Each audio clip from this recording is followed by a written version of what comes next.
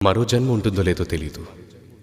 మరో క్షణం నువ్వు లేకుండా బతకంలో లేదో తెలీదు.